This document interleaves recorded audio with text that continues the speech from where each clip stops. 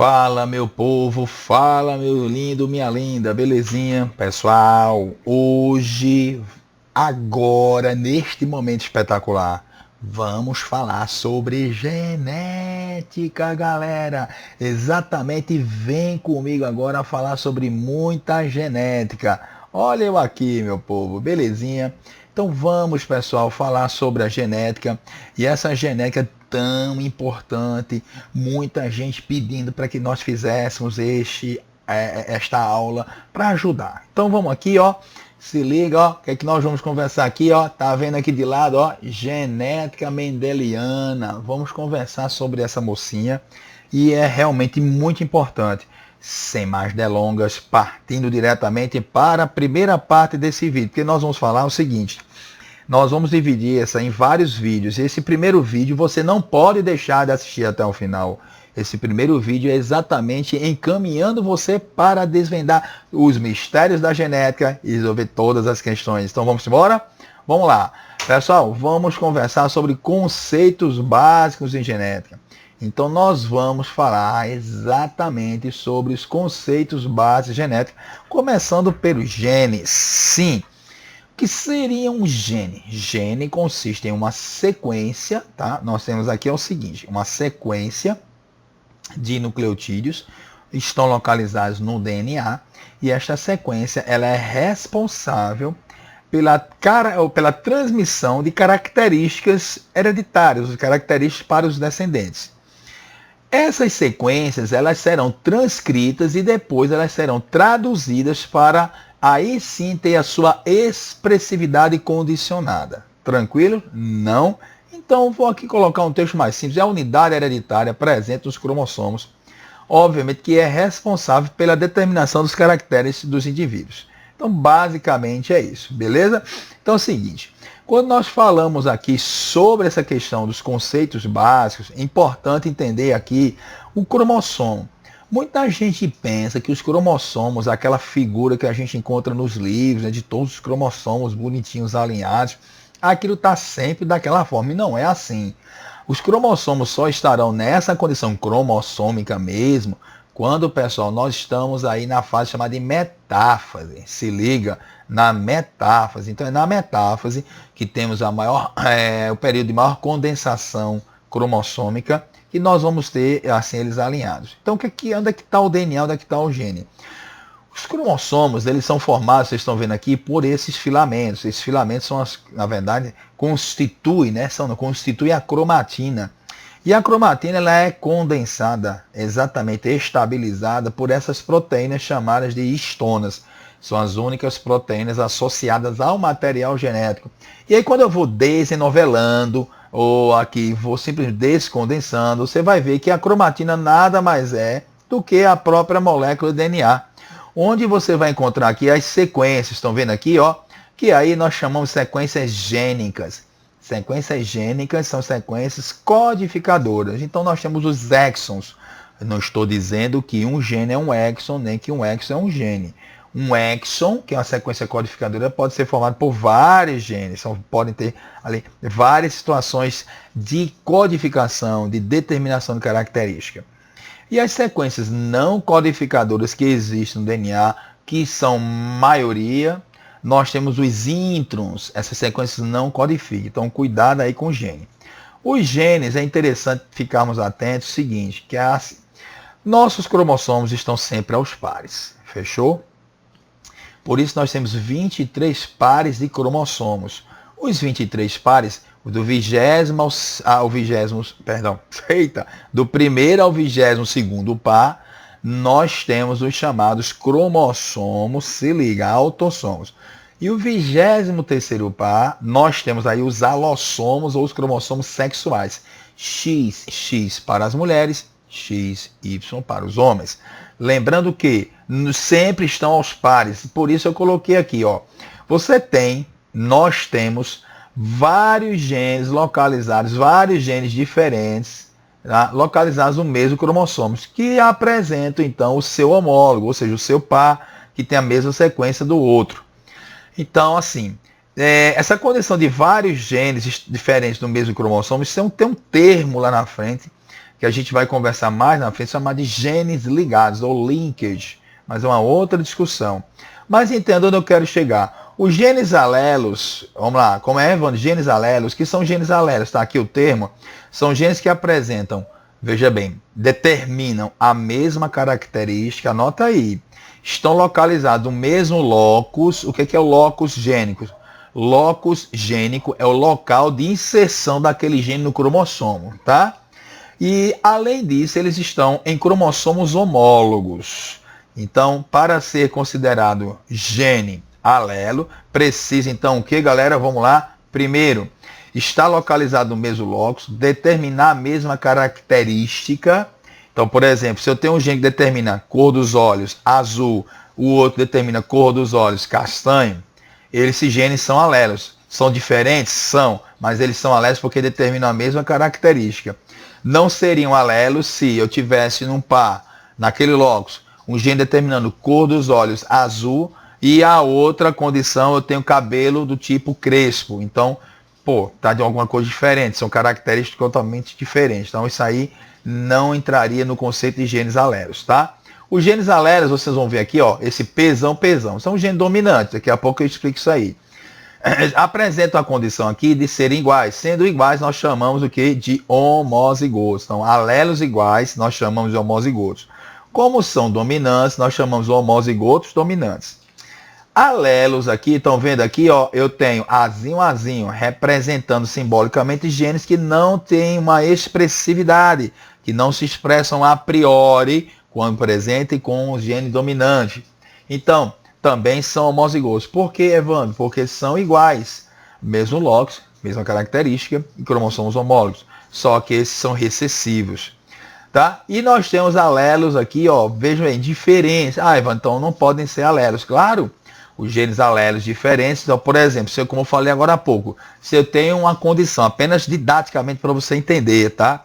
Se eu tenho um gene que determina a cor dos olhos castanho e a outra determina a cor dos olhos azul, significa dizer o quê? Que esses genes são diferentes, mas estão trabalhando a determinar a mesma característica. Lembrando que cor dos olhos castanho é uma condição dominante em relação à cor do olho azul.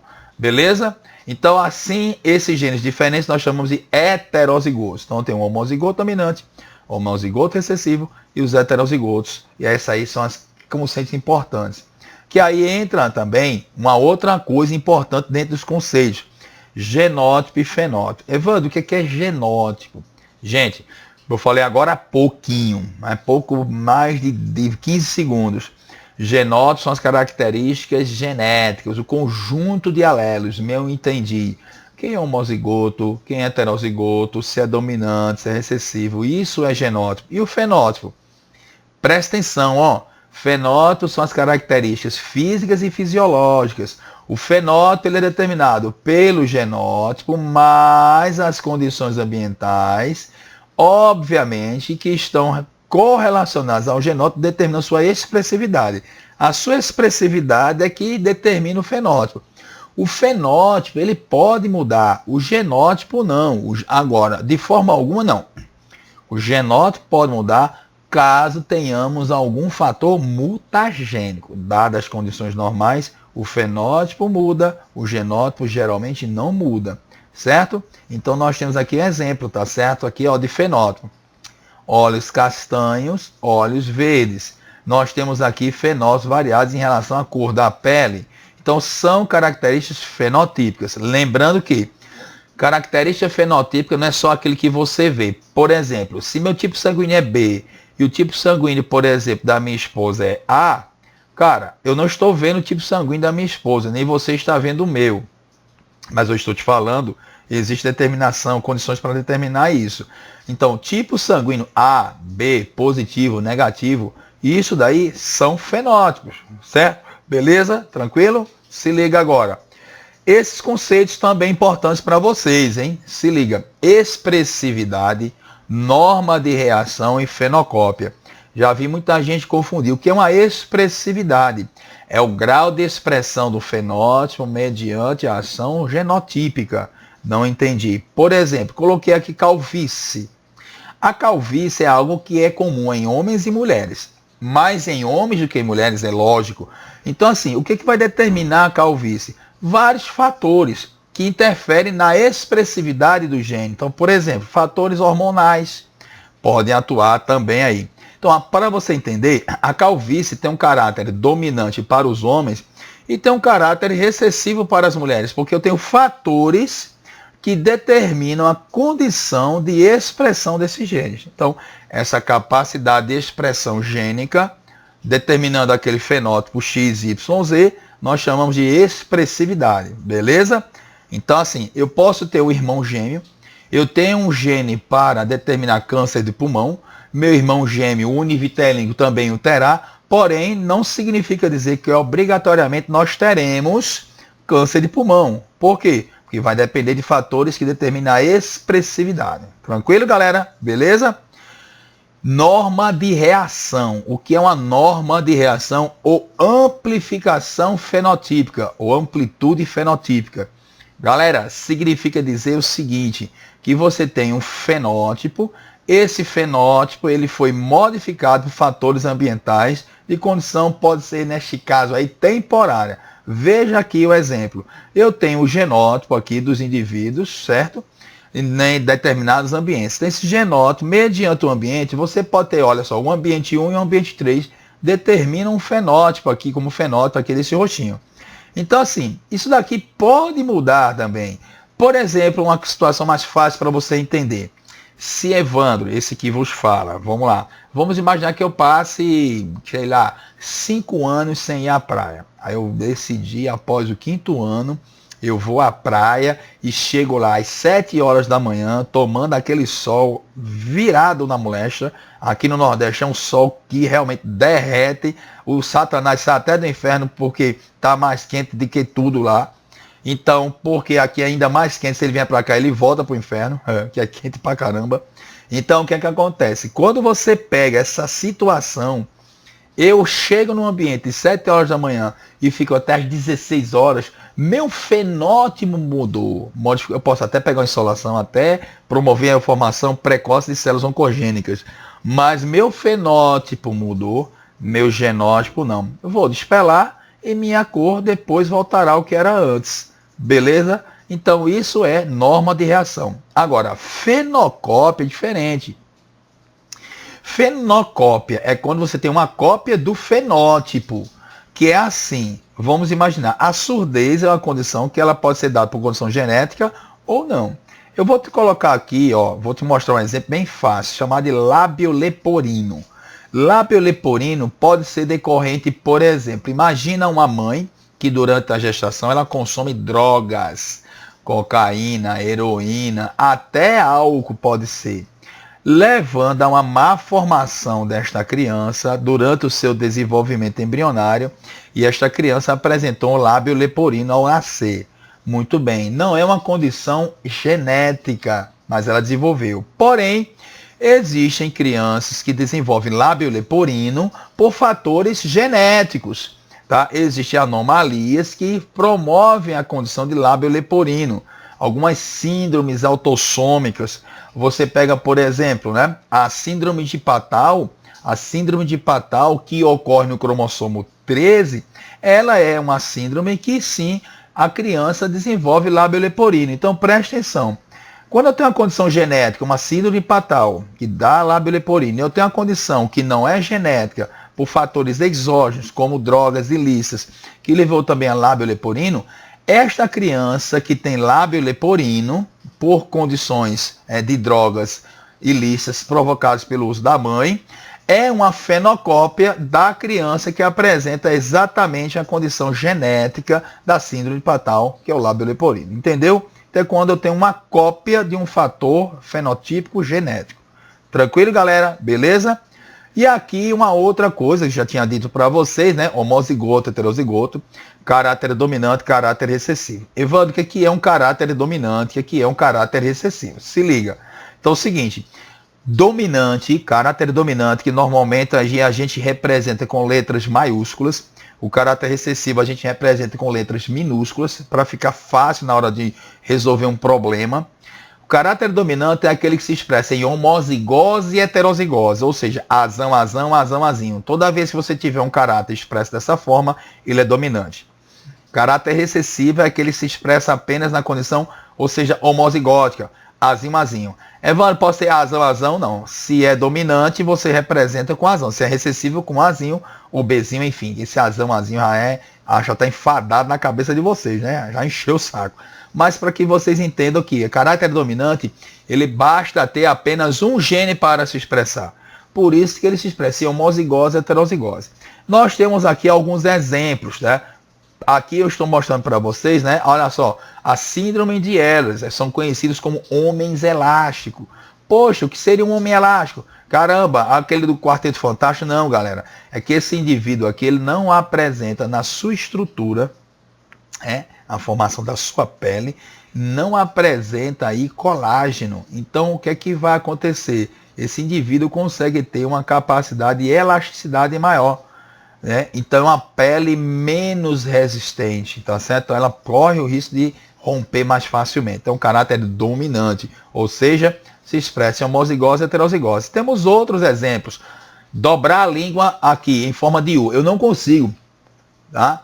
Evandro, eu posso treinar? Cara, pode, mas assim, eu vejo que é inútil você fazer isso, não vai influenciar absolutamente nada. Dobrar a língua em forma de um caráter dominante, que é uma condição evolutiva nossa, tá? Se liga, como assim? Nos primórdios, vamos dizer assim, não existia copo nem squeeze.